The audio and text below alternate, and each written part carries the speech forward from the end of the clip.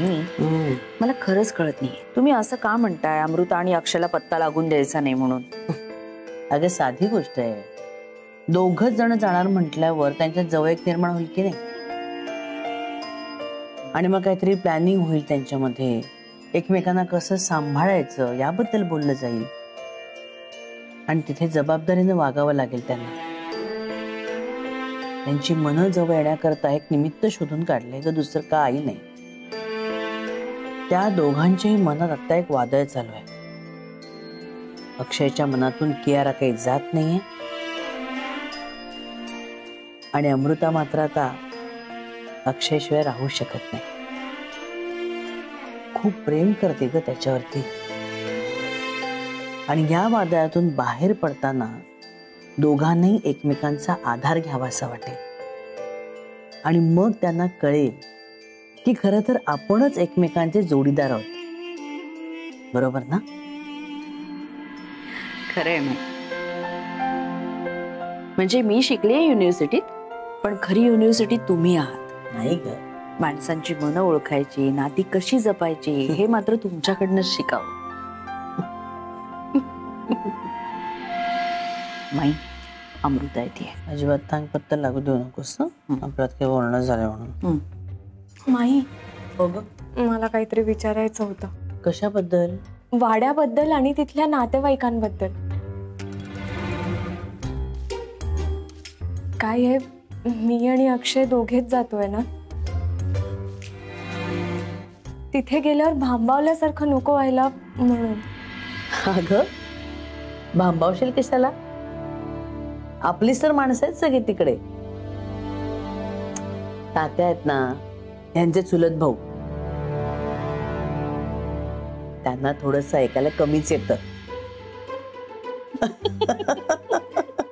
आणि हो अगं, मगाशी ना हे त्यांच्याशी मोठमोठ्याने फोनवर बोलत होते की आपण म्हणजे अमृता आणि अक्षय आता तिथे येत आहेत तर त्यांची राहायची छान सोय करा, दर्शनाची छान सोय करा.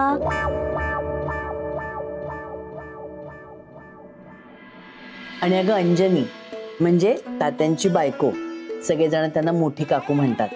अतिशय प्रेमळ आहेत, पण तेवढ्याच खमक्या सुद्धा आहेत. अगं म्हणून तर अख्खा डोलारा एकटीनं समर्थपणे सांभाळतात तिकडे त्या. आणि आपल्याकडे 2 केअरटेकर सुद्धा आहेत, ज्योतिबा आणि शांताबाई. अगदी मस्त घर सांभाळतात.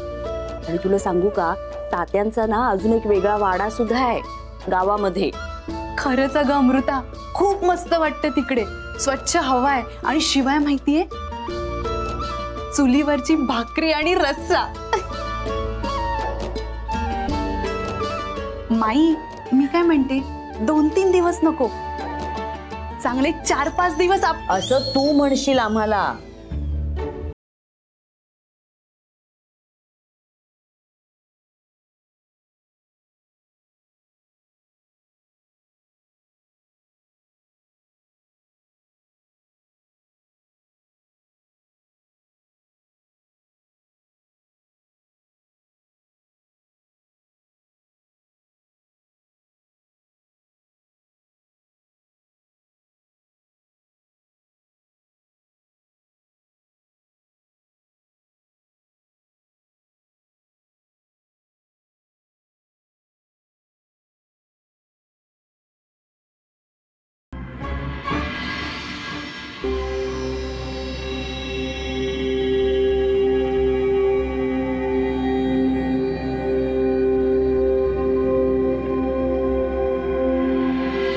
हे बघा, मी एका खोक्याच्या वर काही देऊ शकणार नाही.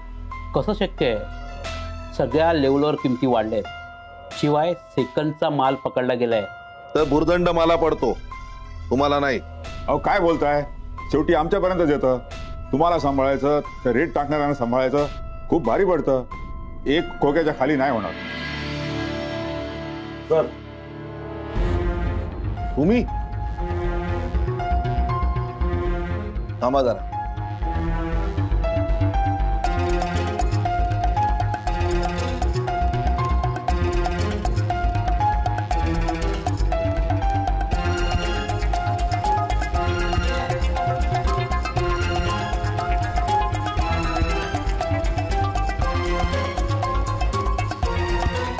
एडक्यासारखा बघतोय नुसता.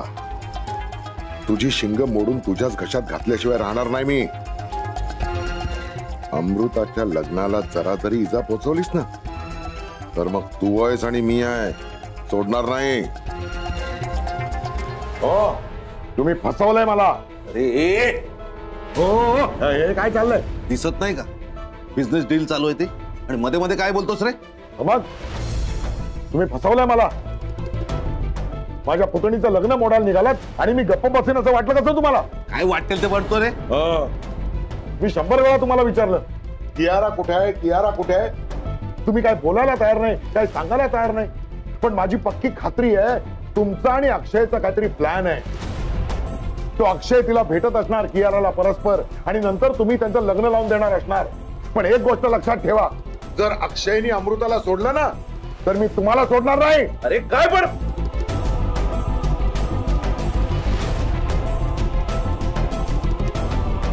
कियारा घाडग्यांच्या घरी धडकू नये ना म्हणून तिला लांब पाठवले आणि अर्जुनला तिच्यावर लक्ष ठेवायला सांगितलंय. तुझी काय ती पुतणी काय अमृता, हा, तिचा संसार सुखरूप चालला. जा बघ जा, मला माझं काम करू दे.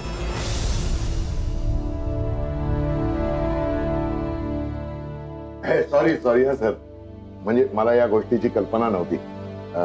तुमचं चालू दे. सर, जरा या मंडळींची ओळख झाली असती तर बरं झालं असतं. म्हणजे पुढे मागे कामाला आली असती ना ती ओळख. नाही पण आता नको, ठीक आहे आता नको. आता तुमचं चालू दे, काय बिझनेस डील आहे ते. बरं आहे. पण आता आधी अर्जुनची वाट बघितली पाहिजे. रिपोर्टिंग साठी तो येईलच इथे. त्याचा पाठलाग केला की कियाराचा पत्ता लागलाच म्हणून समजा. चला.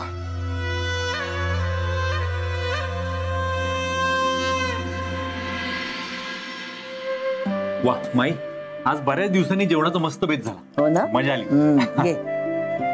हो ग आवरत. अरे अनंत, जेजुरीला जायची सगळी व्यवस्था नीट झाली? अहो अनंताने फोन केलाय, सगळं काही व्यवस्थित झालंय. अण्णा सगळी व्यवस्था झाली आहे, तुम्ही काळजी करू नका. अरे हो, पण तात्याला ऐकू गेलं का? त्याला कळलं का नीट? हो हो. नाही नाही तर गेल्या वेळेसारखा गोळ व्हायचा. अरे जेवण खाण अंथरून पांघरुण सगळ्याची सोय व्हायला हवी इतक्यांची. झाडून आपण सगळेजण जाणार आहोत. अहो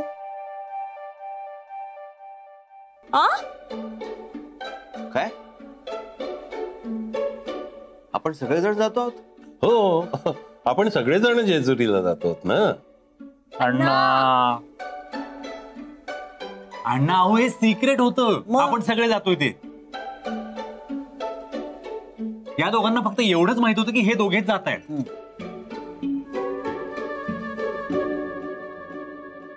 असं होय. अरे पण मग तुम्ही मला हे आधी नाही का सांगायचं? अहो तोच प्रयत्न करत होतो आम्ही. बरं जाऊ दे आता. आता कळलंय ना त्यांना, आता काय उपयोग आहे या गोष्टीचा. जाऊ दे. हे बघ, त्यांना आपण गेलो तर आनंदच होणार. हो ना, माझ्या तर डोक्यावर ते टेन्शन गेलं.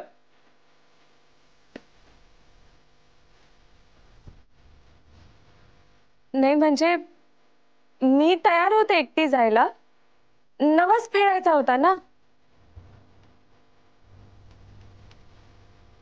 पण यांच्या तब्येतीची सुद्धा काळजी होतीच.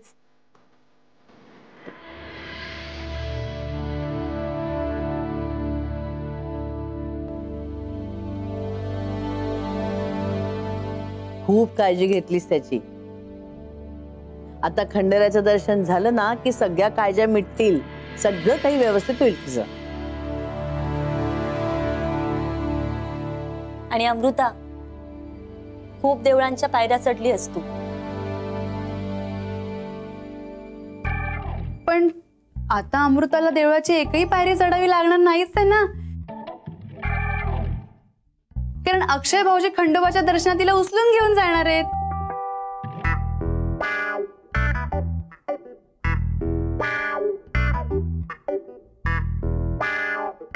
बोललीस?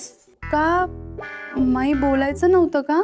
अगं पण ह्या दोघांना तर कळलं ना आता.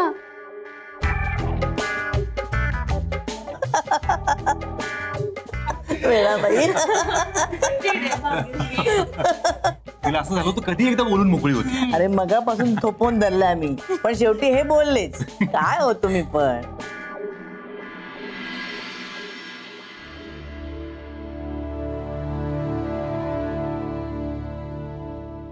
आम्हाला दोघांना जेजुरीला पाठवत होते, ते काय कमी होते की सगळे येतात आता आमच्या बरोबर. बघा परत नवरा बायको सारखं. इथे क्यूचा पत्ता नाहीये. मी करतोय काय हे, काय काय मला सहन करावं लागणार आहे देव जाणे.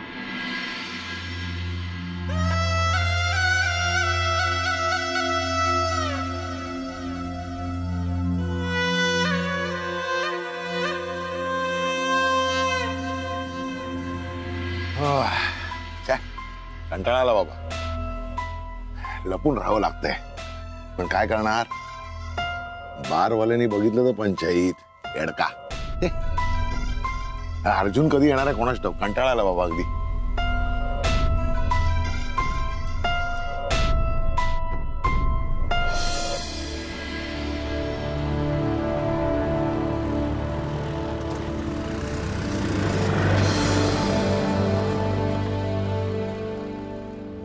पर्याय नाही. चिचुंद्रीकडून पेमेंट घेतलंय ना, आणि तसा मलाही कियाराचा पत्ता पाहिजेच आहे. मनोहर प्रभूने वडापाव खा आणि वाट बघा आता.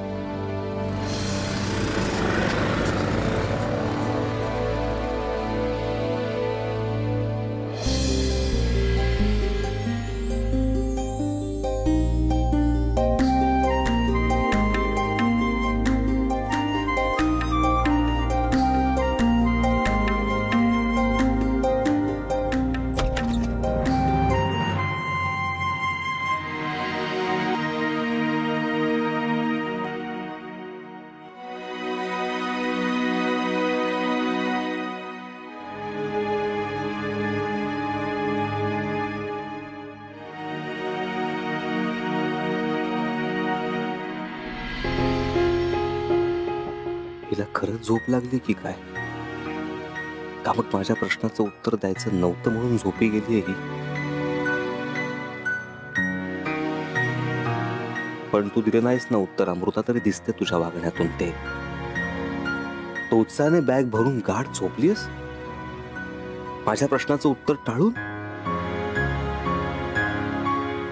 तू इतक्या दिवसात क्यूचा विषय पण काढला नाहीस.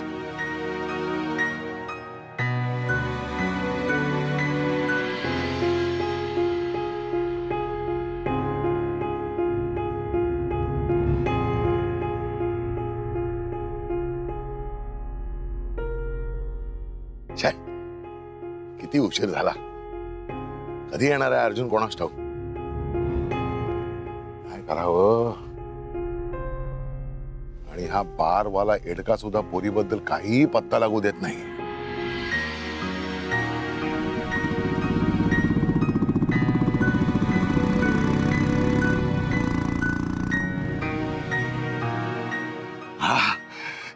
आला आला आला. अर्जुन आला. आता अलर्ट राहावं लागेल. या अर्जुनच्या मागे मागे जाऊन मी कियारापर्यंत नक्की पोहोचणार. तयार रहा मनोहर पंत प्रभूने, तयार रहा. आता कॅब बोलवावी. मनोहर प्रभूने. हॅलो.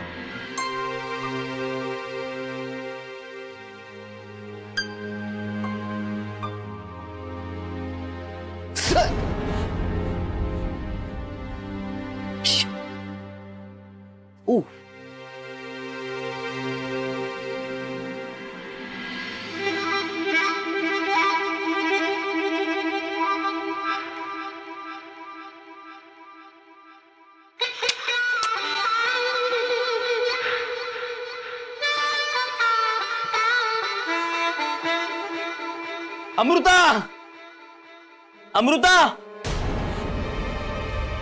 अक्षय, माझ्या पायाची हालचाल होत नाहीये. अरे काय झालं पण. एकदम सेन्सेशन गेलं पायातलं. मी काय करू? एक मिनिट. माई माई आई काकू माई. अक्षय तुम्ही झोपा, काय झालं ते मी बघून येते आणि वाटलंच तर मी तुम्हाला हाक मारेन. हा आलेच मी.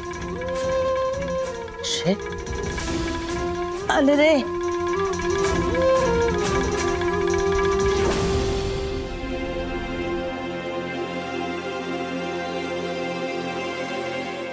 काही नाही होणार आहे तुला. सगळे येत आहेत. एक मिनिट. अमृता माई अगं काय काय झालं? तू खाली कसं काय आलास? माझ्या पायाची ताकद निघून गेली एकदम. सेन्सेशन गेलं पायातलं एकदम. अरे तळपाय सोड त्याचे जरा आणि अंगठ्यावर मार बरं जरा. तू कुठे होतीस आणि हिला का नाही उठवलंस तू? अरे देवा, म्हणजे जे वाटलं होतं तेच झालं नेमकं. वसुधा काही काय बोलतेस ग तू? वसुधा नाही उठता येणार. माझ्या कमरेला पण लागले पडल्यामुळे. अरे काय खाली का बसलायस तू? पायाची हालचाल होत नाहीये. अरे त्याच्या पायातलं सेन्सेशन गेलंय. थांब थांब, मी डॉक्टरांना फोन करतो. नाही डॉक्टर नको, डॉक्टर नको. नको काय नको, त्याच्याशिवाय बरा कसं होणार तू? नाही नको डॉक्टर आणि दवाखाना, मला कंटाळा आलाय. प्लीज नको ना. मला नाही वाटत उद्या आपण सगळे जेजुरीला जाऊ शकू. नाही होणार. जसं ठरलं ना तसंच होणार आहे सगळं. भाग्यश्री तेल आणजा गरम करून. हो आणते माई. उठण्याचा जरा प्रयत्न कर बाळा. मी मदत करतो. नाही नको नको. अरे कमरेला पण लागलंय, दुखेल परत ते. नको. आई मला खरंच कळते. मगाचपर्यंत हा मुलगा स्वतःच्या पायाने रूम पर्यंत चालत आला आणि अचानक तेच कळत नाहीये माई. आता उद्या जेजुरीला कसं जाणार का मी?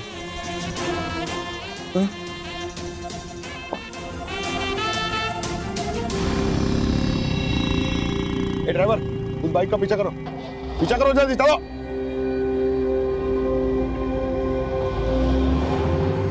अक्षय तू गोळी घेतलीस का तुझी? नाही मी आज गोळी नाही घेतली. बघितलंस काय रे असं करतोस तू? वेळेवर घेत जा ना औषधं. बघ जरा शोध कुठे ती. अक्षय चल मी तुला उचलून वर ठेवतो. अरे नको. सापडली का गोळी? थोडा प्रयत्न कर बघू. हालचाल नाही करत. मी आणि काका आम्ही धरतो तू. जा पटकन. कशी कशी तू वेंधळी. आपण एका वेळची गोळी चुकली म्हणून एवढं सगळं नाही ना बिनसणार. काहीतरी गडबड आहे काहीतरी. हो वसुधा वाटेल ते बोलू नकोस. वसुधा तू देवाजवळ जाऊन बस बघू आणि प्रार्थना कर अक्षय लवकर बरा होऊ द्यायची. कळलं? जा. हो चालले. काय करतो? सॉरी लांब राहा जरा, गरम येते. तू मागे हो ना जरा वसुधा. भाग्यश्री तू जा दुसरं तेल घेऊन ये. मी आवरते इथलं सगळं. जा बाई तू जा. आण पहिलं तू जरा लांब. गरम आहे हा तेल. जरा मागे जरा बाबा. जपून. सावकाश. इथे बघ.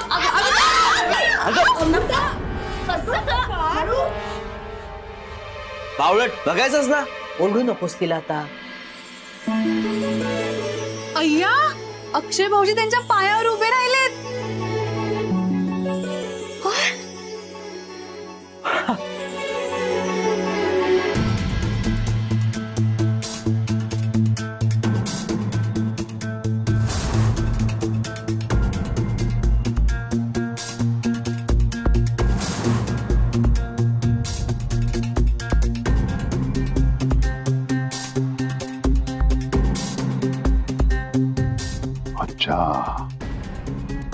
या बंगल्यात डांबून ठेवलेलं दिसते कियाराला. आता नाईट वॉचमन बनवून गाडीत बसूनच नजर ठेवावी, कारण घाई करून तिकडे गेले ना तर मूर्खपणाचा कळस होईल. पण चला इथपर्यंत तर प्रगती झाली. आता कियारा हातात यायला वेळ नाही लागणार. अक्षय अरे हे कसं काय? बघू जरा जरा पाय हलव. पाय हलव जरा. बघ हळू हळू. माई त्रास होते तुला? हा नाही एक पाऊल पुढे टाक बघू. बघ बघ त्रास होतो. चालून बघ चालून बघ. नाही कमरेला त्रास होतोय? आई बघा बायकोच्या प्रेमामुळे झालंय सगळं. हो का? हो ग बाई हो. खरंय तुझं. माई खरंच देवच पावला. हो ग. माई आपण उद्या जेजुरीला जाणार आहोत ना? जायचं म्हणजे 100% जायचं. कुणाला काही कळलं नाही नशीब, पण हाही प्रयत्न फसला. आता उद्या जेजुरीला जावंच लागणार. चला बाबा, चल आता हळूहळू चालून बघ. चल ये. अक्षय, तुला काही झालं नव्हतं. जेजुरीला जायला लागू नये म्हणून हे सगळं केलंस तू. इतरांना कळलं नसलं तरी मला कळलं. तुला सांगतो ना देवदत्त, अरे हे म्हणजे खेळायला घेतल्या का? हे सगळं घेतलं ना तुम्ही. हे बघ ह्यांचं काय. चला आता नंतर